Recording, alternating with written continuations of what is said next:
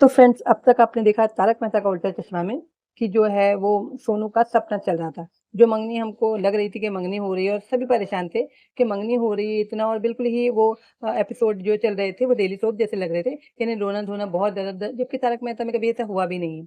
है ना? अव्वल तो जेठालाल गायब रहते हैं, फिर तारक मेहता में ऐसा हुआ भी नहीं था इतना रोना-धोना, तो वही बहुत अजीब और अजीब लग रहा था।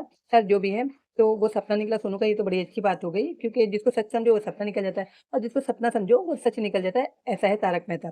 तो यहाँ जो है वो शादी की सीक्रेट जो प्लानिंग चल रही है टप्पू और टप्पू सेना को लेकर पूरी, अब वो शादी सब इस कशमकश में है कि वो टप्पू की और सोनू की है या जो है उनके फ्रेंड जो आए थे उनसे मिलने के लिए, जिनके माँ-बाप ना राज़ी नहीं हो रहे थे शादी के लिए, उनकी शादी है। तो यहाँ जो है टप्पू सेना वही विचार-विमर्श कर रही है कि राधा कृष्ण मंदिर में सभी को पहुँचना है क्योंकि शादी करनी है। अब यहाँ शादी-शादी बोली जा रही है और एक तो ये भी मतलब अनुमान लगाया जा सकता है कि अब जो चल रहा है वो भिड़े की तरफ से भिड़े का सपना है, सोनू का सपना तो हो चुका। अब भिड़े का सपना है, भिड़े के दिमाग में ये चल रहा है कि सोनू जो है वो टप्पू से शादी करने के लिए भाग सकती है, यानी इतना कुछ जो गोल-गोल घुमाकर दिखाया जा रहा है, इन्हें पब्लिक को कन्फ्यूज़ कर दिया जा रहा है।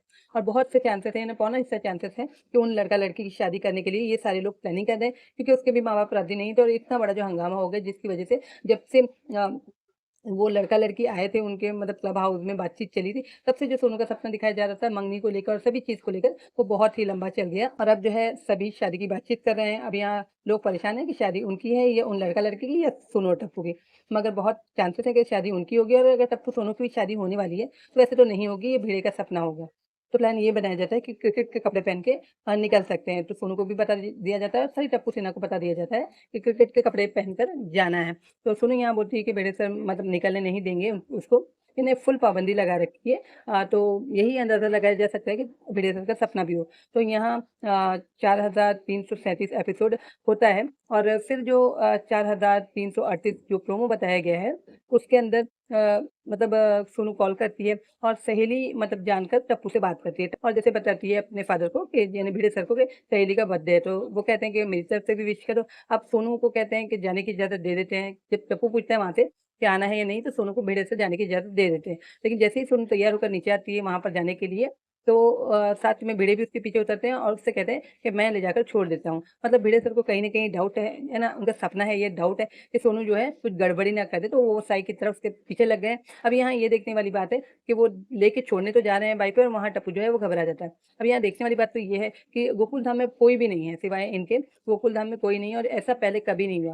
यानी इतना जो कैरेक्टर हैं जो, इतना रेस्ट कभी नहीं दिया गया, यानी कोई नहीं दिखा। हाँ, जेठालाल और चंपक चाचा दिखाई दिए। जेठालाल का बहुत ही थोड़ा-सी रोल है जो दिखाया गया।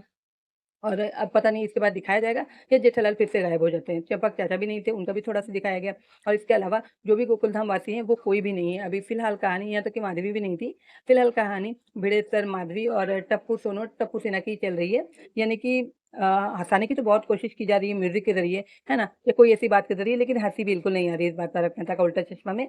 अब जो है ये अगर एपिसोड खत्म नहीं हुआ, मतलब ये अगर नाटक लंबा चला तो लोग पब्लिक बोर हो जाएँगे और फिर से मेरे ख्याल से रेटिंग उसकी नीचे आ जाए। जब मतलब मेरी समझ में इतना आया कि जब पब्लिक को पसंद आने लगता है तारक मेहता का उल्टा चश्मा, तो रेटिंग ऊपर जाती है और जब वो बोर होने लगते हैं ना, तो फिर रेटिंग नीचे आ जाती है। तो ऐसा ही है, तारक मेहता का उल्टा चश्मा के मेकर्स को चाहिए कि पब्लिक को बोर ना होने दें और कुछ अच्छा-अच्छा दिखाएँ। मतलब एक मतलब चैप्टर को लेके इतना लंबा-चौड़ा ना खींचे।